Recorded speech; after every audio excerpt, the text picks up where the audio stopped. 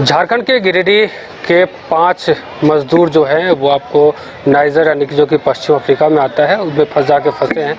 इसको लेकर के जेल कैंप के तमाम जो प्रतिनिधि हैं, जो नेता हैं, अब हैशटैग के माध्यम से डिजिटल पे आंदोलन छेड़ेंगे। हमारे साथ बात करने के लिए देवेंद्र नाथ महतो हैं। देवेंद्र जी, डिजिटल कैंपिंग चलाने वाले हैं 5 लोग जो झारखंड के हैं मजदूर हैं, नाइजर में जाके फंस चुके हैं।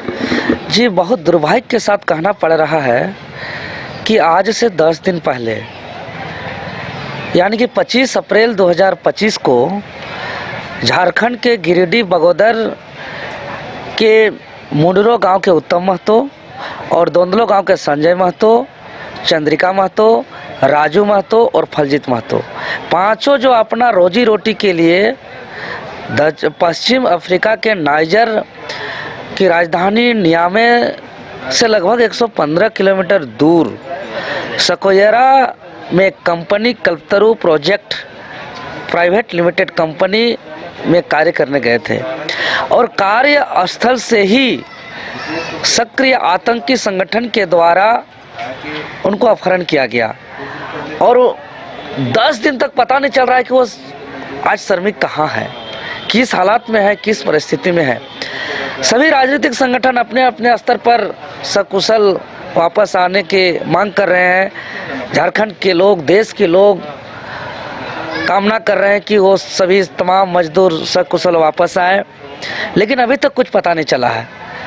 इस बात को गंभीरता से लेते हुए झारखंड लोकतांत्रिक क्रांतिकारी मोर्चा आगामी 6 मई 2025 यानी परसों को दिन मंगलवार को अंतर्राष्ट्रीय स्तर पर अपना दबाव बनाने के लिए डिजिटली प्लेटफॉर्म पर अपना आवाज़ को बुलंद करेंगे और देश के माननीय प्रधानमंत्री जी, देश के माननीय गृह मंत्री जी, देश के माननीय विदेश मंत्री जी और नाइजर के दूतावास से दबाव बनाएंगे, अपना मांग रखेंगे अपने श्रमिकों को सकुशल वापस आने का। एक्स एप्लीकेशन पर डिजिटली महाअभियान चलाएंगे और उस दिन का हमारा हैशटैग है, आप कैमरा में जूम करके दिखा सकते हैं कि हैशटैग bring_back_झारखंडी_वर्कर्स। यह हैशटैग हम लोग चला रहे हैं कि झारखंडी श्रमिकों को वापस लाने के लिए। और हम फिर से निवेदन करेंगे कि हमारा हैशटैग सब कोई ध्यान दें कि सभी स्मॉल लेटर में है, कोई स्पेस नहीं है। फिर से हम रिपीट करना चाहेंगे कि हैशटैग bring_BRING_झारखंडी_वर्कर्स। तो सभी से मेरा अपील होगा, निवेदन होगा कि सभी कोई सुबह 10 बजे से शाम 4 बजे तक ज़्यादा से ज़्यादा ट्वीट रिट्वीट करके चट्टानी एकता का परिचय दे, क्योंकि यह मामला सिर्फ दोंदलो गांव का और मुंडरो गांव का और बगोदर का और गिरिडीह और झारखंड का नहीं है। यह मामला भारत के नागरिक जो विदेश गए हैं कार्य करने के लिए, उसका कार्यस्थल से सक्रिय आतंकी संगठन के द्वारा अपहरण का मामला है। यह मामला विदेश जाने वाले भारतीयों का सुरक्षा का मामला है।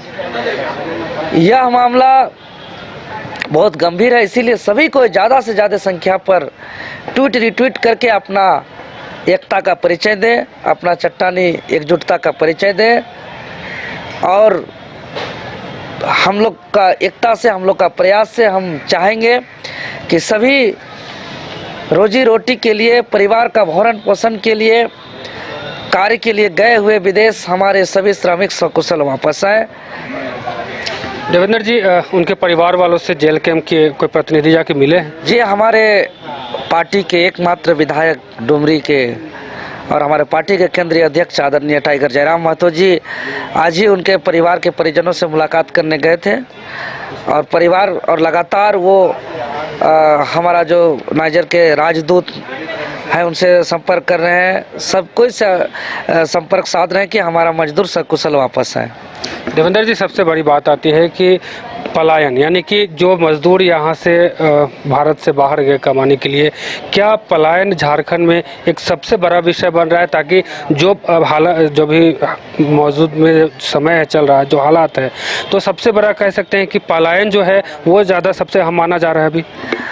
देखिए, पलायन तो है ही, ये तो सब कोई जान रहे हैं।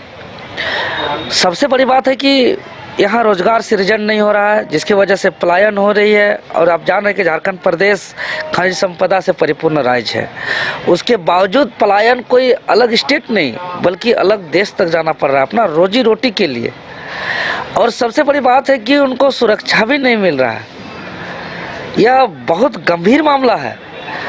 इसीलिए अब देखें कि पहलगाम का मामला, यहाँ कुछ एक ऐसा साजिश षड्यंत्र रचा जा रहा है कि देश परेशान हो, झारखंड परेशान हो। अभी पहलगाम का दर्द कम हुआ नहीं है।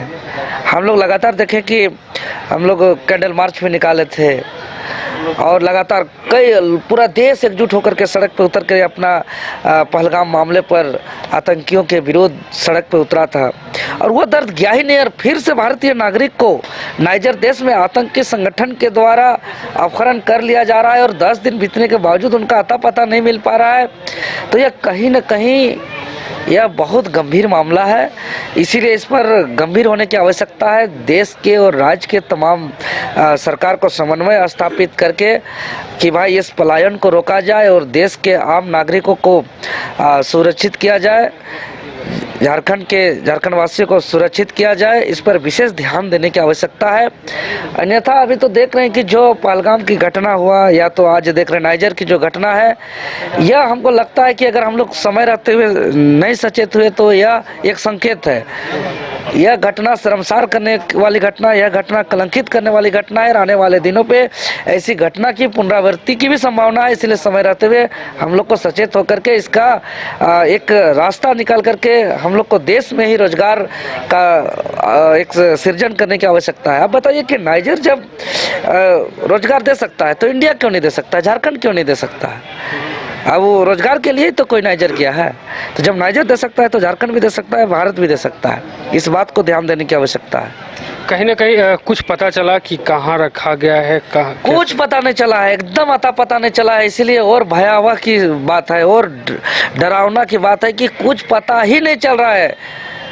बस अपहरण कर लिया गया, यह पुष्टि हुआ है वहाँ के अधिकृत कोई बड़े प्रतिष्ठित मीडिया के द्वारा और कोई पदाधिकारियों के द्वारा इस बात का पुष्टि हुआ है कि आतंकी संगठन के द्वारा इन लोग का अपहरण किया गया है। लेकिन अभी किस हालात में है, किस परिस्थिति में, उनका स्थिति क्या है, उनका परिस्थिति क्या है, अभी ना घर वाला को इसका सूचना मिला है, न भारत सरकार के पास इनकी सूचना है, न राज्य सरकार के पास इनका आधिकारिक जानकारी है। किसी के पास कोई जानकारी नहीं है।